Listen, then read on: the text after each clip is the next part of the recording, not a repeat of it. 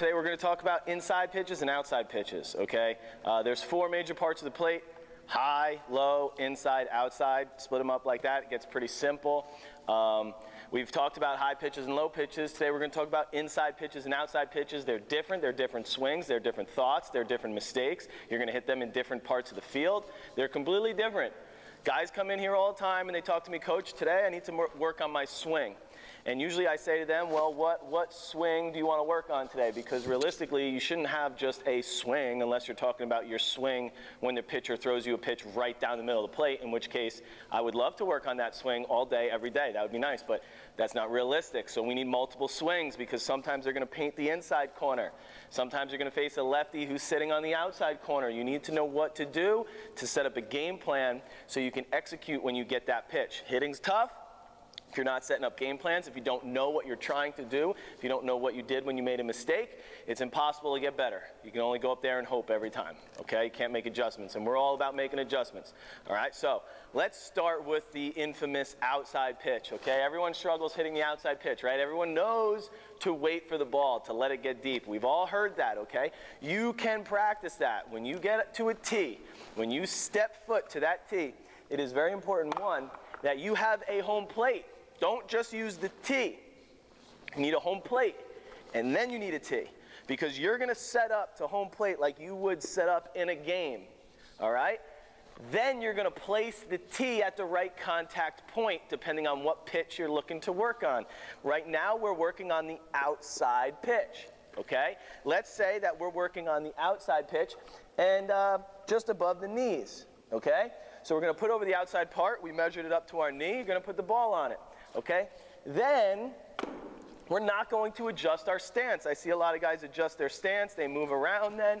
Guys, set up to home plate, move the tee, and then stay there. Okay?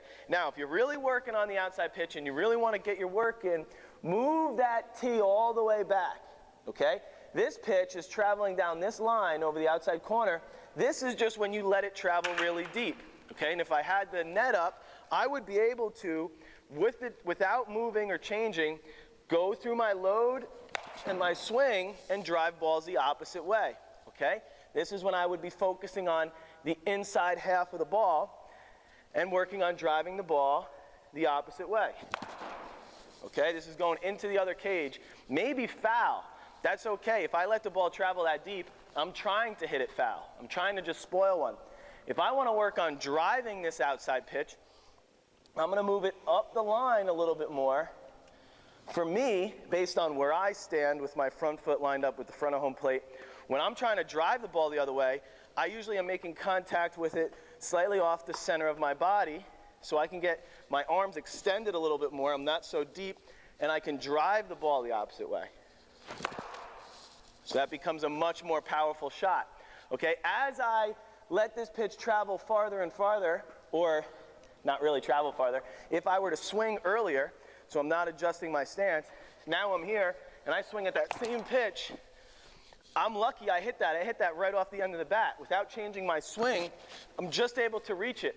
A lot of times that's a little nubber to the pitcher. So this outside pitch, you have a choice, fellas. You have a choice. You can swing at it when it's here and hit a little nubber. Swing at it when it's here, drive the ball to the opposite way, or you can swing at it when it's here and foul it off, okay? I don't want to hit that one because that means I'm out. If I hit that one, it's a foul ball. I live to see another pitch. And if I catch it at that one right there, just inside of my front foot, I can drive that outside pitch the other way. Now, based on where you stand, if your front foot is back here, when you're in your stance, well then all your contact points are going to shift back. And this becomes there, that becomes there, and that becomes there, okay? So that's the outside pitch. Same thing with the inside pitch here, where we're going to have one out in front, one here, and one here, okay? And we're going to set up. Well, if I get a pitch over the inside corner, and where I normally set up, again, so I'm going to set up like I normally would. Front foot, boom, inside pitch, middle spot.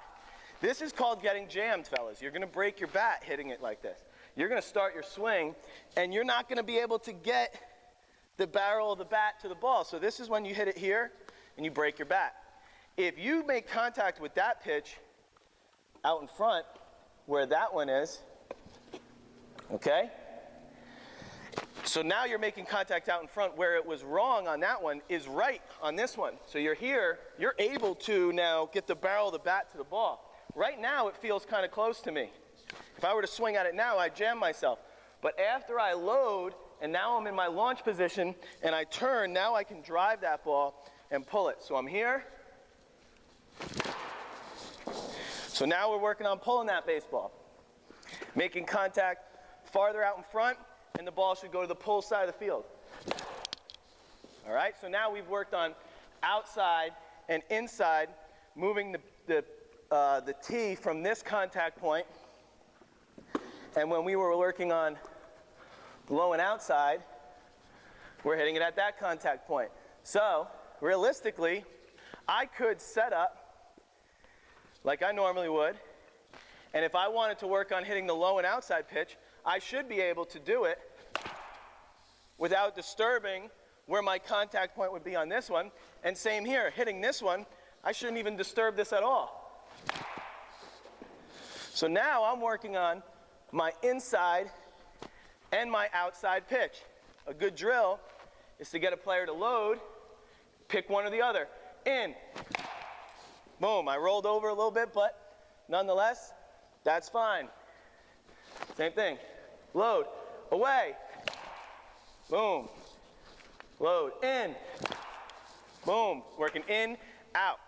Okay? I'm covering from where I'm standing, low and outside, all the way to high and inside.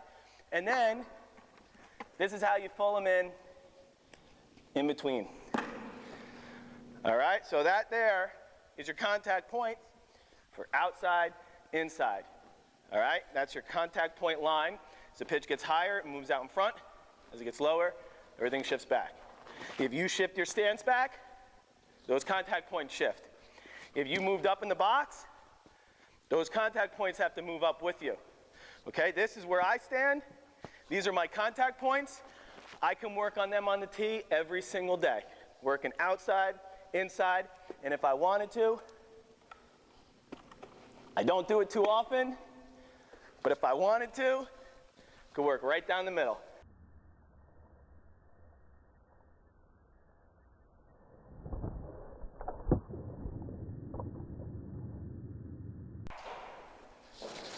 Good luck, fellas.